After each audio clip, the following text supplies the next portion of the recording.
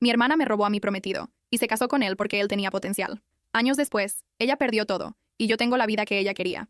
A mi mamá le gustaba decir que mi vida finalmente tenía sentido una vez que me comprometí, y honestamente, por un tiempo dejé que eso se me subiera a la cabeza como si fuera algún tipo de prueba de que no lo había arruinado todo por completo. Tenía 31 años, tenía un trabajo decente como gerente de marketing para una empresa mediana en una ciudad costera en el lado este del país. Tenía mi propio departamento que apenas podía pagar pero que igual amaba.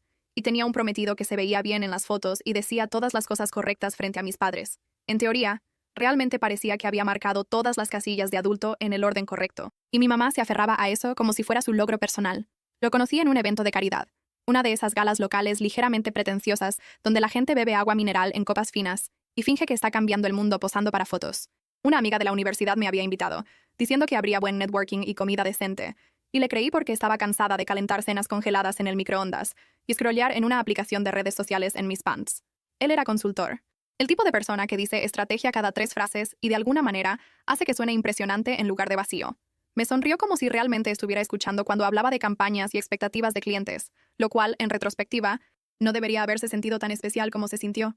Pero ahí estaba yo de todos modos, enganchada a la competencia emocional básica en un traje. Empezamos a vernos después de esa noche, despacio al principio, luego en este ritmo constante que hacía suspirar de alivio a mi mamá cada vez que escuchaba su nombre. Fines de semana fuera en pequeñas cabañas rentadas, cenas en restaurantes tranquilos donde doblaban las servilletas de tela como origami, caminatas junto al agua cuando el clima se comportaba. Lo llevé a casa para conocer a mis padres a los 4 meses, y mi mamá prácticamente organizó un desfile en la cocina, preparando aperitivos y actuando como si la fueran a entrevistar al respecto más tarde. Mi papá le estrechó la mano y asintió de esa manera aprobatoria que significa, te ves como alguien que no me avergonzará en la cena. Mi hermana llegó tarde esa noche, porque por supuesto que lo hizo. Era 2 años menor que yo y tenía ese talento de toda la vida para convertir todo en una competencia en la que nunca recuerdo haberme inscrito. Creciendo, si yo sacaba buenas calificaciones, ella de repente tenía que sacar mejores. Si me unía a un club, ella se unía a algo más impresionante. Si traía un novio a casa, ella se convertía en esta versión hiperamigable de sí misma que se reía demasiado fuerte de sus chistes y mencionaba casualmente sus logros como si fueran ruido de fondo. Nunca fue una guerra abierta, solo esta tensión constante de bajo nivel, como estática en el aire. Cuando entró a la sala y vio a mi prometido sentado en el sofá junto a mí, encendió esa sonrisa brillante y performativa que usa cuando quiere ser inolvidable. Me abrazó. Lo abrazó a él. Elogió su camisa y se acomodó en la silla frente a nosotros con las piernas cruzadas a la rodilla como si estuviera posando para una revista. Le tocó el brazo cuando se rió de algo que él dijo, la forma en que siempre lo hacía con los hombres a los que quería encantar. Y recuerdo decirme a mí misma que era solo su comportamiento habitual, que no iba a empezar esta nueva fase de mi vida cayendo en la vieja paranoia. Decidí confiar en ambos, porque ¿qué más se suponía que debía hacer? 16 meses después de ese evento de caridad, él me propuso matrimonio. Rentó un salón privado en un restaurante con vista al agua, el tipo de lugar del que mis padres probablemente hablarían durante los próximos 10 años. Y se lució. Estaba el anillo, más grande de lo que jamás pensé que usaría. El discurso sobre construir un futuro juntos, y el pequeño aplauso del personal que claramente había sido advertido con anticipación. Mi mamá lloró cuando la llamé. Mi papá dijo que estaba orgulloso de mí, como si hubiera completado algún título. Mi mamá inmediatamente entró en modo de planificación, sacando cuadernos que juro que había estado escondiendo para este momento exacto, hablando de flores y colores y listas de invitados como si hubiera estado ensayando durante años. Y luego estaba la cuestión de la dama de honor. Suena estúpido ahora. Pero honestamente pensé que pedirle a mi hermana sería algún tipo de ofrenda de paz. Nunca habíamos sido cercanas de la manera en que la gente imagina que son las hermanas. No éramos del tipo de prestarnos ropa y llorar por chicos juntas. Éramos más del tipo de compartir un pasillo, tolerarnos y evitar comenzar peleas en reuniones familiares. Aún así, pensé que habíamos superado lo peor. Éramos adultas, teníamos trabajos, teníamos facturas. Seguramente la vida nos había quitado algo de esa rivalidad adolescente a golpes. Así que se lo pedí. Me paré en la cocina de mis padres con una cajita que tenía una pulsera barata y una tarjeta que decía algo cursi sobre estar a mi lado. Y la vi abrirla. Miró la pulsera, luego a mí, y por un segundo hubo este destello de algo en sus ojos que no pude leer, como un destello de irritación antes de que lo forzara a desaparecer y lo reemplazara con una sonrisa de sorpresa. Dijo que sí, obviamente. Mi mamá aplaudió. Mi papá dijo que era bueno que estuviéramos mostrando unidad. Me dije a mí misma que esta vez sería diferente, que éramos mujeres adultas ahora y no niñas peleando por quién se sentaba en el asiento delantero del carro. 3 meses antes de la boda, las grietas empezaron a mostrarse. Mi prometido de repente se volvió más ocupado de lo que jamás había estado en toda su carrera de consultoría. Aparentemente, había reuniones de última hora con clientes importantes, noches tarde en la oficina, fines de semana que de repente no podía pasar conmigo porque tenía que ponerse al día con informes. Al principio no lo cuestioné, porque el trabajo puede volverse loco y yo también me estaba ahogando en detalles de planificación y mi propio trabajo. Luego el patrón comenzó a sentirse demasiado conveniente. Cada vez que teníamos una cita planeada, surgía algo. Cada vez que intentaba concretar con él los detalles finales sobre la luna de miel, estaba distraído. scrolleando algo en su teléfono o hablando de lo sobrecargado que se sentía.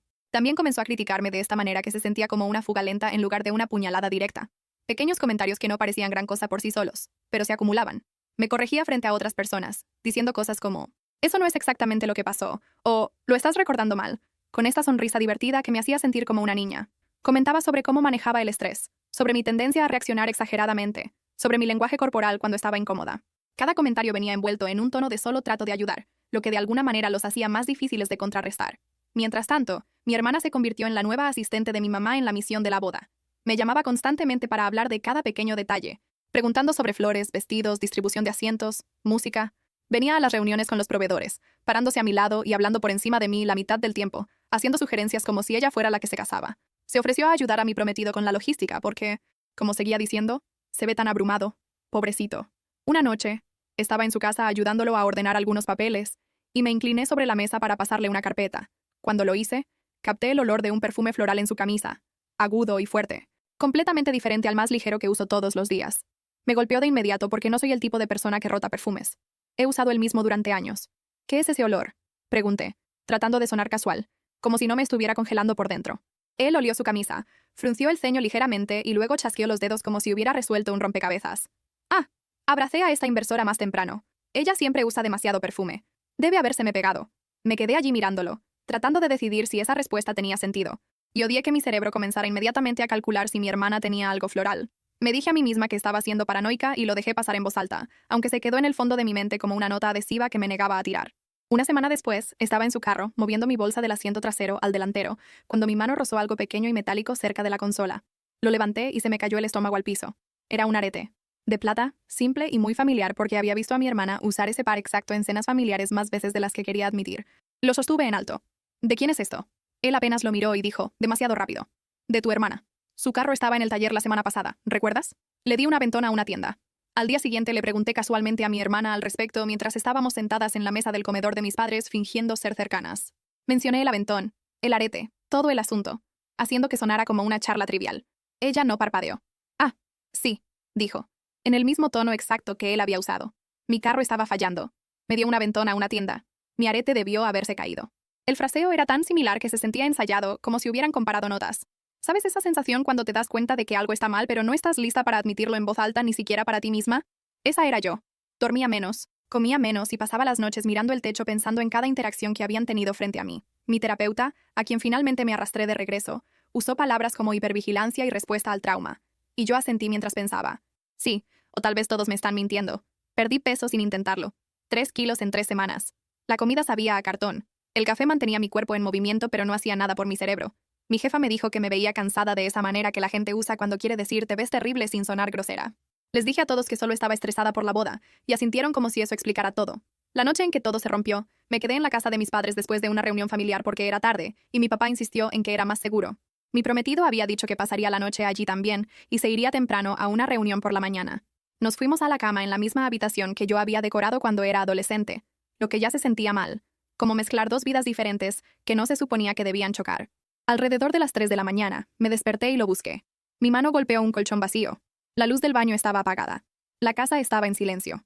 Al principio me dije que estaba en la cocina buscando agua, pero cuanto más tiempo yacía allí en la oscuridad, más se me oprimía el pecho. Me levanté, abrí la puerta y escuché. Oí voces bajas al final del pasillo, un murmullo que no podía distinguir del todo. Seguí el sonido, descalza sobre el pasillo familiar, mi corazón latiendo tan fuerte que podía sentirlo en mi garganta. La puerta de la habitación de invitados estaba ligeramente abierta, lo suficiente para captar luz y sombras. Escuché su voz, baja, tranquilizadora, y luego la voz de mi hermana, este tono susurrante que usa cuando quiere sonar suave. Él dijo algo sobre tener que levantarse temprano, sobre dormir separados para no despertarme. Ella se rió suavemente. ¿Conoces esos momentos en que tu cuerpo se mueve antes de que tu cerebro decida algo? Empujé la puerta para abrirla. Allí estaban, mi prometido sentado en el borde de la cama, mi hermana inclinada demasiado cerca, su mano en el hombro de él, sus caras a centímetros de distancia. Saltaron como adolescentes culpables, atrapados por un padre, lo cual es gracioso porque técnicamente yo era la que estaba siendo tratada como una niña en esa casa.